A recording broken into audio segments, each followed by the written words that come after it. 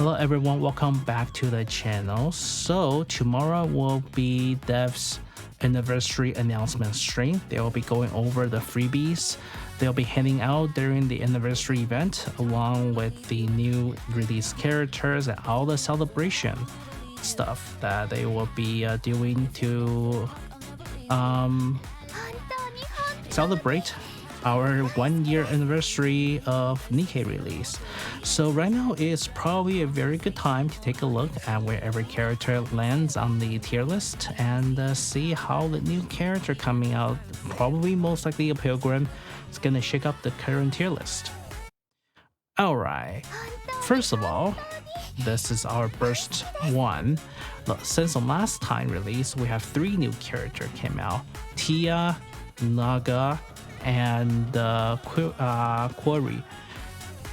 What interesting is that besides these 3, there's really is not that many differences for everyone else. So for tier 1, for first one, what you can see, the biggest change would be Dorothy has dropped out of the very first tier, top tier. She is now S tier and replaced by Tia. I will argue that Tia is probably a little bit lower into the S or even A tier without Naga on her team. The current SS tier ranking is if and only if Tia is assuming team up with Naga on the same team. Alright. Volume also moved up because of, well, let's admit it, due to the fact that Tia Naga's release. Now we need another burst 1 character that also has skill reduction, burst cooldown reduction, and there's only 3 characters in this game that does it: Leader, Volume, and Dorothy. Guess what? All of them are under SS, S, or A tier. Alright, next one would be our burst 2 tier list. Naga, as expected, is the top of the tier list, SS tier, sharing the same spot with Blanc. I will say Blanc is probably a little better than Naga, and this is kind of similar, right? Blanc really needs Nor to function well, and however, Nor can do decently well without Blanc, and the Naga will also do decently well without Tia. So regardless, Tia and Blanc and Naga shares the SS tier list.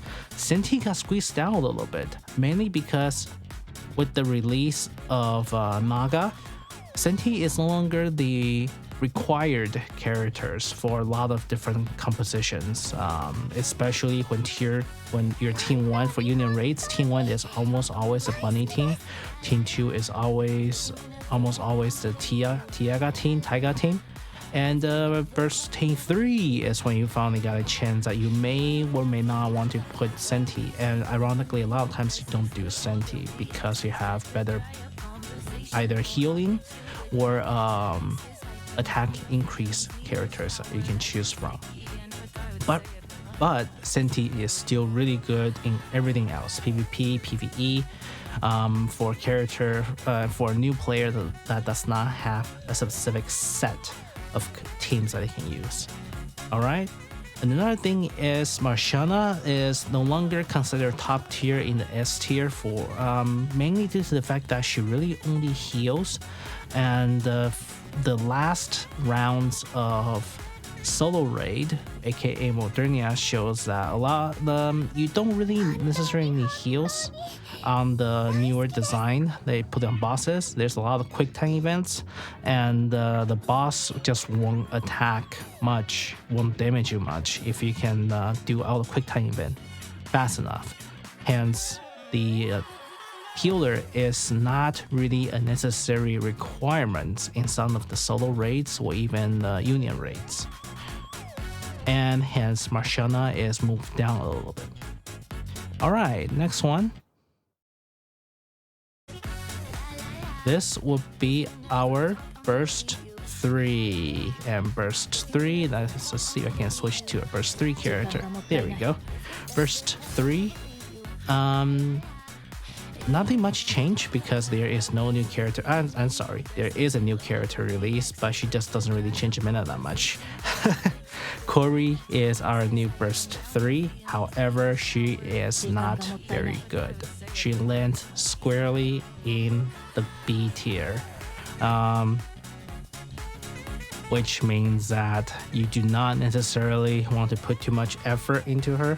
It is okay if you need to use some of them to meet specific requirements on solo raids or union raids, but they are people or Nikke's landing in the B tier list certainly is not worth your full investment if you want to play this game in the pure meta / efficiency standpoint. If you like the character, that's fine. But just FYI, they're probably not good investment for the money and the time you spend into the game. Well, money in the game currency as well, because racing a character costs a lot. Alright, something else to note is that A2 is slowly creeping up, as lately people realize that honestly 2B's team is a little bit difficult to form, especially when she is competing burst 1 and cooldown reduction burst 1 characters with other players, especially most of the time volume. So that A2 is actually slowly moving up due to her versatilities and such. Well, that will wrap up the tier list as of end of October. Anniversary is coming up. The expected Pilgrim is probably Red Hood. There is no official detail out yet, but we will see what happens, right? Alright, with that being said, I'll see you next time. Goodbye.